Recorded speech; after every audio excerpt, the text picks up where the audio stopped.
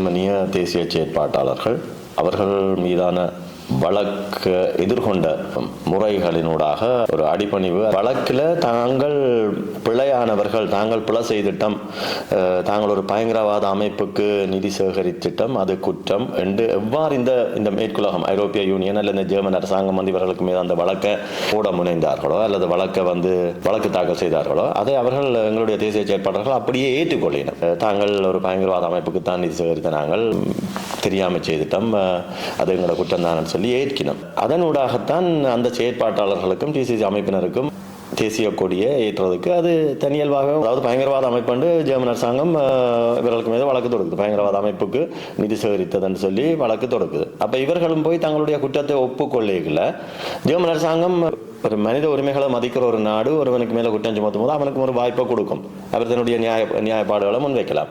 இவர்கள் பயத்தின் நிமித்தமும் அரசியல் தெளிவற்ற ஒரு குறுபுத்தி கொண்டவர்களாக இருக்கிறதுனாலேயும் தொலைநோக்கு சிந்தனையற்றவர்களாக இருக்கிறதுனாலேயும் இவர்கள் அந்த குற்றத்தை அப்படியே ஏற்கிறனர்.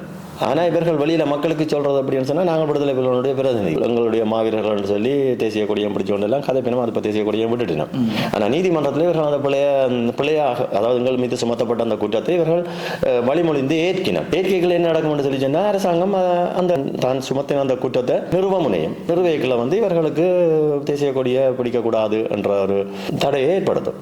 அந்த தடையை ஏற்படுத்தின விளைவாக இவர்கள் முன்னெடுக்கிற நிகழ்வுகளில் இவர்கள் தேசிய கொடியேற்ற பின்னிற்கினும் என்ன சொன்னால் தாங்களே ஒரு பயங்கரவாத அமைப்பு ஒத்துக்கொண்ட அமைப்பினுடைய தேசிய கொடியை எப்படி ஏற்ற முடியும்? மக்களை இவர்கள் அதிலிருந்து பின்வாங்கி மக்கள் செய்யுங்கோன்னு சொல்லி விடுறது ஒரு விதத்தில் தாங்கள் பிழை செய்திருந்தாலும் கூட தமிழீழத்தினுடைய அடையாளங்களை நாங்கள் மறுதளிக்க கூடாது என்ற ஒரு பெருந்தன்மையோட மக்களை செய்ய சொல்லினோடு கூட நாங்கள் அதை பார்க்கலாம். ஆனால் அவர்கள் அதை அப்படி கூட செய்ய விரும்புகிற இல்லை. என்ன சொன்னால் தாங்கள்லாம் அதை செய்யணும்னு நிற்கணும். சாதாரணமாக விளங்கிக் கொள்ளலாம்.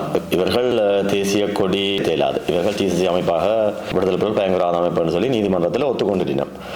அப்போ தேசிய கொடியை ஏற்ற இந்த அமைப்புக்கு இந்த அரசாங்கம் அனுமதிக்கும். இவர்களால் முன்னெடுக்கப்படுற நினைவேந்தல் நிகழ்வில் மக்களை தேசிய கொடியை தாங்க அனுமதித்தால் இந்த நிகழ்வு ஒழுங்குபடுத்தினது யார் என்ற காவல்துறையினுடைய கேள்விக்கு பதிலளிக்க வேண்டி வரும், இந்த அரசினுடைய கேள்விக்கு பதிலளிக்க வேண்டி வரும். அப்போ நிகழ்வை ஒழுங்குபடுத்தினது வேறு யார்ட்டையும் கொடுக்கவும் மாட்டினோம், மக்கள்கிட்ட கொடுக்கவும் மாட்டோம், நாங்கள்லாம் முன்னுக்கு நிற்கணும். அப்போ தங்களுக்கு மேலே அந்த குற்றம் வரும்.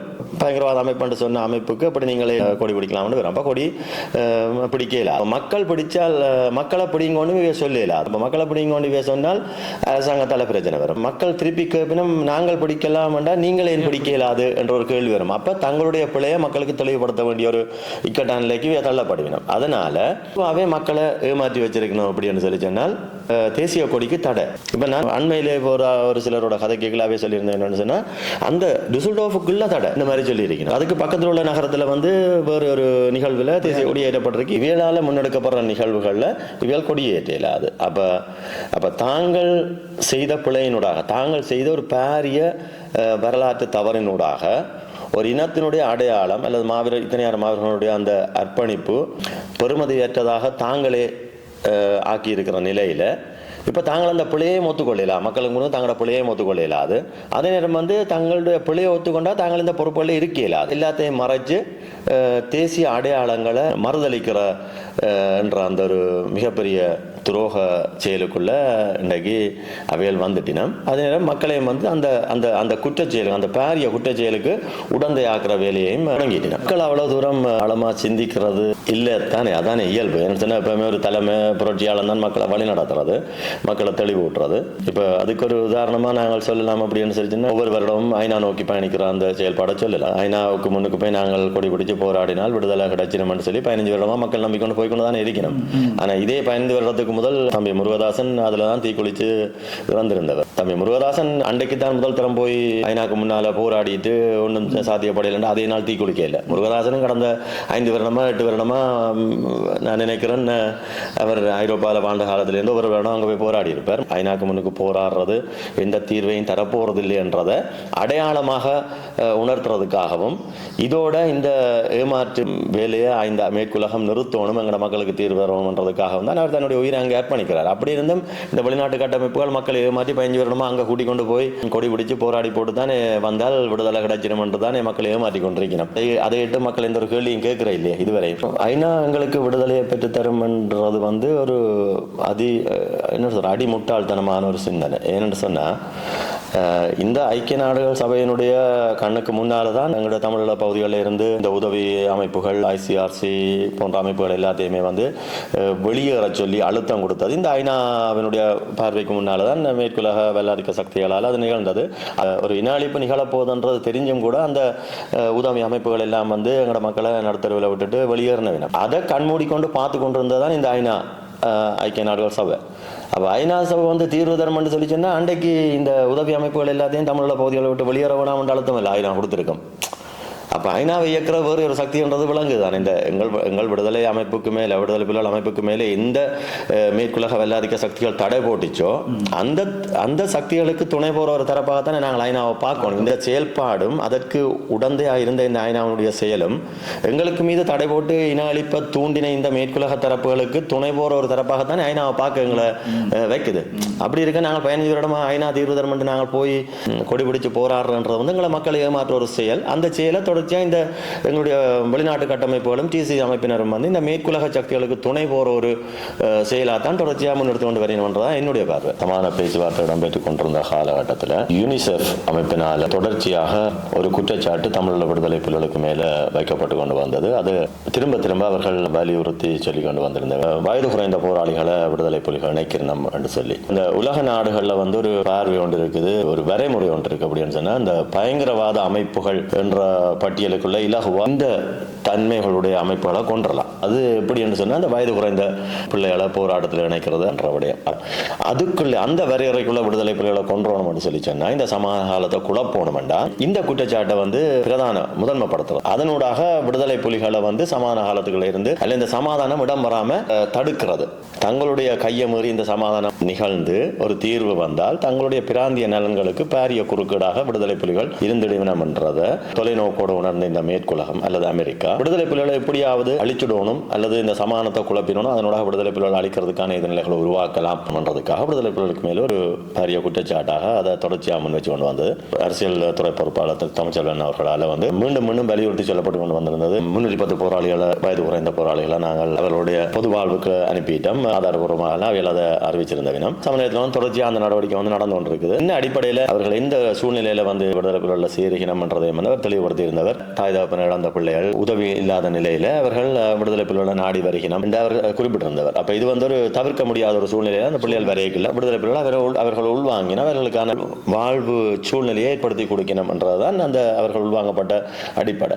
அப்படி இருந்தும் இந்த சமாதான காலத்துக்குள்ள விடுதலை புலிகள் எப்பவுமே 2 தரப்பு சமாதானம் வரைக்குள்ள தங்களுடைய இயலக்கூடிய விடயங்களை சரிப்படுத்தி அந்த சமாதானத்தில் ஒரு இலக்கை அடைகிறதான் நோக்கம். அந்த அடிப்படையில் விடுதலை புலிகள் விட்டு கொடுப்புகளை எல்லாம் செய்து கொண்டு வரைக்கல யூனிசெஃப் அதை வலியுறுத்தி அதை சொன்னது. இதை பிரித்தானியாவை தளமா வச்சுங்கிற பிபிசியோட 2 தரம் ஒலிபரப்பி இருந்தது. இந்த விடயத்தை ஹியூமன் ரைட்ஸ் வாட்ச் என்ற அமெரிக்காவில் இருந்து இயங்குற அந்த அமைப்பு தான் இதை பின்னால நின்று ஊதி பெருப்பிச்சு கொண்டிருந்த ஒரு செயலை நாங்கள் பார்க்கிறோம். யூனிசெஃப் பார்த்தால் ஐநாவினுடைய ஒரு பிரிவு அமைப்பு தான் யூனிசெஃப். இவ்வளவு விடயத்தையும் இந்த தரப்புகள் ஐநா, BBC, UNICEF, human rights watch இதெல்லாம் ஒன்றிணைஞ்சு முன்னெடுக்கணும். அதனுடைய நோக்கம் என்னன்னு சொன்னா விடுதலை புலிகளுக்கு மேல ஒரு கரை பூசுற ஒரு செயல், இந்த சமாதானத்தை குழப்புறது. அப்ப இதற்கு பின்னால ஐநா தான் நிக்குது, அதற்கு பின்னால அமெரிக்கா நிக்குதுன்றது எல்லாருக்குமே தெளிவா தெரியுது. இப்படி ஒரு செயலை சமாதான பேச்சுவார்த்தை நேரத்தில் இன்றைக்கு எங்களுக்கான தீர்வை தரும் என்று நாங்கள் நம்பிக்கொண்டிருக்கிறோம், மக்கள் நம்பிக்கொண்டிருக்கிறோம். ஐநா அன்றைக்கு இவ்வாறான செயல்களை செய்திருக்கிற நிலையில இன்றைக்கு ஐநா எங்களுக்கு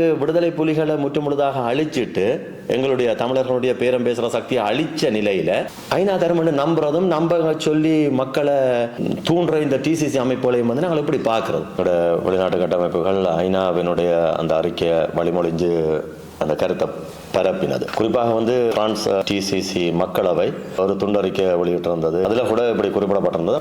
அதை நான் மக்களவை பொறுப்பாளரோடு எடுத்து கதைச்சேன். அப்போ அவர் அதை ஏற்கிற மனநிலையில இல்லை. ஒரு 2 வாரங்களுக்கு முன்னால் கதைச்சிருந்தேன். நான் சொன்னவர் என்னன்னு சொன்னால் இப்படி ஒரு தகவல் இருக்கிறது எனக்கு தெரியாது. அப்போ நான் அந்த ஆதார காணொலியை எடுத்து யோசப் பேசியிருந்தேன். அந்த காணொலியை எடுத்து அனுப்பியிருந்தேன். அனுப்புறதுக்கு முதல் அவரோட கதைகளை தனக்கு அப்படி ஒரு தகவலே தெரியான்னு சொல்லி, ஏன்னா நான் அறிஞ்சிருக்கிறேன் இந்த தகவல். 13-14 அந்த காலப்பகுதியில் யோசப் அவருடைய அவருடைய அந்த காணொலி நான் பார்த்திருக்கிறேன். அதை விட நாங்கள் 2014 ஏற்கனவே குறிப்பிட்டிருந்த போல 2013-14 வரையும் டிசிசி அமைப்போட பயணிச்சிருக்கிறோம். அப்போ அதில் விட நாங்கள் எந்த இடத்துலையுமே நாங்கள் 70,000 குறிப்பிட்டதில்லை.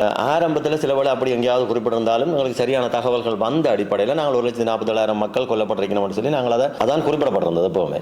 இப்போ திடீரென்று இவர்களூடாக இப்படி ஒரு தகவல் வரையக்கில்ல துண்டறிக்கையில் இப்படி 70,000 மக்கள் கொல்லப்பட்டிருக்கணும் என்று வரைக்கும் உடனடியாக அவரோட எடுத்து கதைக்கல. அவர் உலகாலம் அங்கே இருந்த நீங்கள் என்று சொல்லி கேட்டிருந்தவர். உலகாலம் அங்கே இருந்தேன்னு சொன்னால் நாங்களும் இதே தமிழ் தேசிய பரவல் தான் பயணிச்சு கொண்டிருக்கிறோம்.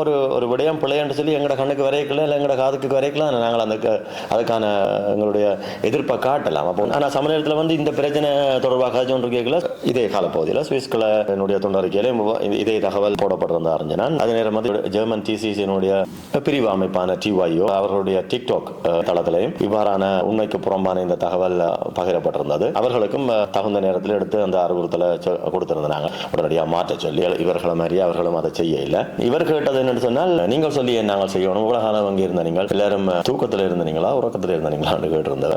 சரியான ஒரு தகவல் என்ன யார் சொன்னாலும் மாற்ற வேண்டியதானே என்று சொல்ல அவர் சொல்றார் என்னுடைய சகோதரன் நான் இழந்திருக்கிறேன் நான் எனக்கு எவ்வளவு வேலை இருக்கும்னு உனக்கு தெரியுமோ. உங்களுடைய சகோதரனோட உங்களோட இனத்துக்குள்ளதானே உங்களோட சகோதரன் வர்றார். சரியான தகவலை சொல்லிக்கலாம் அதை மாற்றம் செய்யறதை விட்டுட்டு நீங்க நொண்டி சாட்டை தானே சொல்லி கொண்டிருப்பீங்கன்னு சொல்லி அவர் மாற்ற தயாரில்லை. கடைசியை மாற்றவும் இல்லை. அவர்கள் ஐநா வந்து ஒரு நிகழ்ச்சி நிரல் அடிப்படையில் தான் ஐநா இயங்குது. போர்க்குற்றம் உள்நாட்டு போர் இப்படிதான் ஐநா எங்களோட மக்கள் மீதான இன அழிப்பை வரையறுத்து வச்சிருக்குது. அது காலங்காலமா எங்களுக்கு தெரியும். அப்போ 70,000 மக்கள் கொல்லப்பட்டிருக்கணும்னு சொன்னா யாரால கொல்லப்பட்டிருக்கணும் ராணுவத்தாலையா இப்படி ஐநா வரையறுத்து இருக்குதா? எப்படியும் இதை உள்நாட்டு யுத்தமாக விடுதலை புலிகளால் கொல்லப்பட்ட மாதிரி இதெல்லாம் இன அழிப்பு கூட ஐநா குறிப்பிட இல்லை. இப்ப இந்த விடயம் கூட இந்த டிசிசியில இருந்து செயல்பட்ட அறப்படிச்ச அந்த அறிவியலுக்கு வந்து விளங்க இல்லையா? ஐநா அறிக்கையை தான் இந்த உலக நாடுகள் ஏற்கும் என்ற போர்வையில தான் மக்களவை பொறுப்பாளர் எனக்குள்ளே திணிக்க முனைஞ்சவர். ஐநாவினுடைய அந்த அறிக்கையை ஏற்றுக்கொள்ற இவர்கள் நாளைக்கு ஐநா இந்த விடயத்தை விடுதலை புலிகளால் கொல்லப்பட்ட மக்கள் அல்லது ஒரு யுத்தத்தில் நிகழ்ந்த இழப்பு என்றதை வந்து இவர்களும் உடந்தையா இருந்து ஏற்கினம் என்றுதான் ஐநா நிறுவி முடிக்கும். எங்கள் மீது நிகழ்ந்த அநீதியை வந்து நாங்கள் எங்களுடைய பார்வையில தான் வெளிப்படுத்தணும். அதை விட்டுட்டு எங்களை அழிச்ச சக்திகள் வெளியில இருக்கிற ஒரு சக்தி சொல்றதை வந்து நாங்கள் ஏற்று அதை வந்து வழிமொழி டிசிசி அமைப்பை வந்து நாங்கள் எப்படி பார்க்கிறோம்? மண்ணுக்குள்ள கிடப்பான் வெட்டப்படும்